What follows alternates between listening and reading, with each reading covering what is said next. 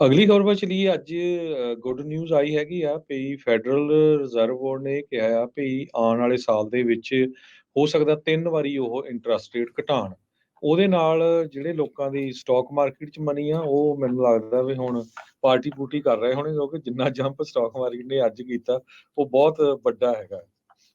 ਬਿਲਕੁਲ ਜੀ ਹਰਜੋਤ ਸਿੰਘ ਜੀ, ਅੱਜ ਜਿਹੜੇ ਜਰੋਮ ਪਾਵਲ ਆ ਉਹਨਾਂ ਨੇ ਪਹਿਲੀ ਤਾਂ ਗੱਲ ਇਹ ਕੀਤੀ ਵੀ ਜਿਹੜੀ ਮੀਟਿੰਗ ਹੋਣੀ ਸੀ ਫੈਡ ਦੀ, ਵੀ ਹੋਰ ਅਸੀਂ ਰੇਟ ਨਹੀਂ ਵਧਾਵਾਂਗੇ, ਉਸ ਦੇ ਉੱਤੇ ਪੱਕਾ ਵਿਰਾਮ ਜਿਹੜਾ ਉਹ ਲਾਵਾਂਗੇ ਤੇ 2024 ਦੇ ਵਿੱਚ ਇੰਟਰਸਟ ਰੇਟਸ ਆ ਉਹਨਾਂ ਦੇ ਵਿੱਚ ਕਟੌਤੀ ਕੀਤੀ ਜਾ ਸਕਦੀ ਆ ਤੇ 3 ਵਾਰ ਕਟੌਤੀ ਜਿਹੜੀ ਉਹ ਹੋ ਸਕਦੀ ਆ। ਅੱਜ ਜਿਹੜੇ ਫੈਡ ਦੇ ਚੇਅਰਮੈਨ ਦੀ ਇਹ ਗੱਲ ਕਰਨ ਤੋਂ ਪਹਿਲਾਂ ਪਿਛਲੇ ਕਈ ਵੀਕਸ ਤੋਂ ਆਪਾਂ ਨੂੰ ਇਸ ਦੇ ਇਸ਼ਾਰੇ ਮਿਲਣੇ ਜਿਹੜੇ ਆ ਉਹ ਪਹਿਲਾਂ ਹੀ ਸ਼ੁਰੂ ਹੋਏ ਸੀ, ਜਿਸ ਵਿੱਚ ਚਾਹੇ UBS ਸਟ੍ਰੈਟਜਿਸਟ ਜਾਂ ਹੋਰ ਕਈ ਅਰਥ ਸ਼ਾਸਤਰੀ ਜਾਂ ਆਰਥਿਕਤਾ ਦੇ ਜਿਹੜੇ ਮਾਹਰ ਆ ਉਹ ਇਸ਼ਾਰਾ ਕਰ ਰਹੇ ਸੀਗੇ ਵੀ ਅਗਲੇ ਸਾਲ 2% ਤੋਂ 3% ਤੱਕ ਵੀ ਇੰਟਰਸਟ ਰੇਟਸ ਆ ਉਹ ਘੱਟ ਕੀਤੇ ਜਾ ਸਕਦੇ ਆ। 3 ਵਾਰੀ ਇੰਟਰਸਟ ਰੇਟ ਨੂੰ ਘਟਾਉਣਾ ਇਹਦਾ ਮਤਲਬ ਇਹ ਤਾਂ ਨਹੀਂ ਵੀ 3% ਇੰਟਰਸਟ ਰੇਟ ਘਟ ਜਾਊਗਾ।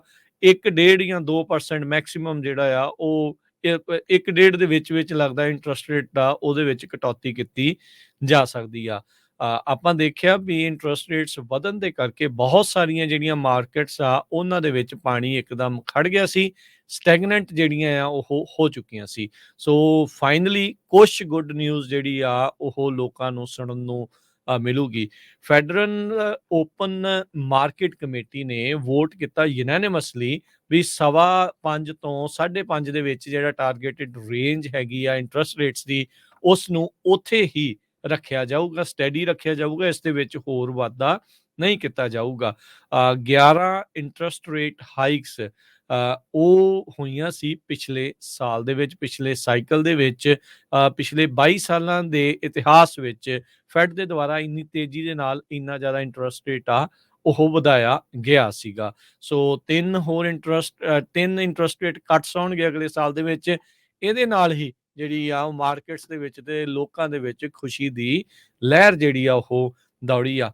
ਅਸਲ ਦੇ ਵਿੱਚ ਜਿਹੜੀ ਇਨਫਲੇਸ਼ਨ ਦਾ ਡਾਟਾ ਆ ਉਹ ਇਸ ਹਿਸਾਬ ਦੇ ਨਾਲ ਆਪਾਂ ਨੂੰ ਦਿਖਾਇਆ ਜਾ ਰਿਹਾ ਹੈ ਜਾਂ ਉਹ ਦਿਸ ਰਿਹਾ ਆ ਵੀ ਉਹ 2.5-3% ਤੇ ਸ਼ਾਇਦ ਕਹਿੰਦੇ ਵੀ ਪਹੁੰਚ ਜਾਣਾ ਹੈ। ਕੱਲ ਵੀ ਆਪਾਂ ਬਿਆਨ ਸੁਣਿਆ ਸੀ ਜੈਨਟ ਯੈਲਨ ਉਹਨਾਂ ਦਾ, ਉਹਨਾਂ ਨੇ ਕਿਹਾ ਵੀ ਸੌਫਟ ਲੈਂਡਿੰਗ ਵੱਲ ਨੂੰ ਅਮਰੀਕਾ ਜਿਹੜਾ ਉਹ ਵੱਧ ਰਿਹਾ ਹੈਗਾ ਆ। ਸੋ ਮਾਰਕੀਟਸ ਨੂੰ ਇਲੈਕਸ਼ਨ ਈਅਰ ਦੇ ਵਿੱਚ ਇੱਕ ਵਾਰੀ ਫੇਰ ਗਰਮ ਕਰਨ ਦੀ ਲੱਗਦਾ ਆ ਵੀ ਇਹ ਇੱਕ ਤਰੀਕਾ ਵੀ ਆ।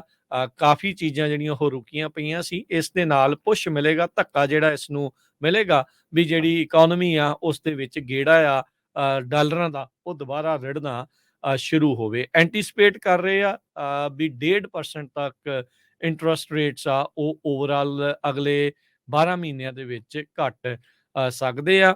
ਇਹਨਾਂ ਨੇ ਕਿਹਾ ਵੀ ਜਿਹੜੀ 40 ਸਾਲਾਂ ਤੋਂ ਇਨਫਲੇਸ਼ਨ ਇੰਨੀ ਤੇਜ਼ੀ ਦੇ ਨਾਲ ਵਧੀ ਸੀ ਉਹ ਹੁਣ ਈਜ਼ ਆਊਟ ਹੋਈ ਆ ਪਿਛਲੇ 1 ਸਾਲ ਦੇ ਵਿੱਚ। ਉਹਦੇ ਕਰਕੇ ਅਸੀਂ ਇਹ ਹੁਣ ਫੈਸਲਾ ਲੈ ਰਹੇ ਹਾਂ ਵੀ ਇਸ ਨੂੰ ਹੁਣ ਇੰਟਰਸਟ ਰੇਟ ਨੂੰ ਘਟਾਇਆ ਜਿਹੜਾ ਉਹ ਜਾ ਸਕਦਾ ਆ। ਸੋ ਦੇਖੋ ਕੀ ਹਰਜੋਤ ਸਿੰਘ ਜੀ ਬਣਦਾ ਆ। ਪਿਛਲੀ ਵਾਰੀ ਜਦੋਂ 11 ਵਾਰੀ ਇੰਟਰਸਟ ਰੇਟ ਵਧਾਇਆ ਸੀ ਉਦੋਂ 4 ਵਾਰੀ ਪੌਣਾ % ਕਰਕੇ ਇੰਟਰਸਟ ਰੇਟ ਵਧਾਇਆ ਸੀ। 2 ਵਾਰੀ ਅੱਧਾ % ਕਰਕੇ ਤੇ ਬਾਕੀ ਟਾਈਮ ਜਿਹੜਾ ਆ 25 ਬੇਸਿਸ ਪੁਆਇੰਟ ਯਾਨੀ ਕਿ ਚੱਪਾ 0.25% ਦੇ ਵਿੱਚ ਇੰਟਰਸਟ ਰੇਟ ਨੂੰ ਜਿਹੜਾ ਉਹ ਵਧਾਇਆ ਗਿਆ ਸੀਗਾ। ਸੋ ਅੱਜ ਜਾਂਦੇ ਤੁਹਾਨੂੰ ਜਿਹੜੇ ਇਹਦਾ ਮਾਰਕੀਟ ਦੇ ਉੱਤੇ ਅਸਰ ਰਿਹਾ ਉਹ ਵੀ ਆંકੜਿਆਂ ਦੇ ਵਿੱਚ ਦੱਸਦੇ ਜਾਵਾਂਗੇ। ਜੀ।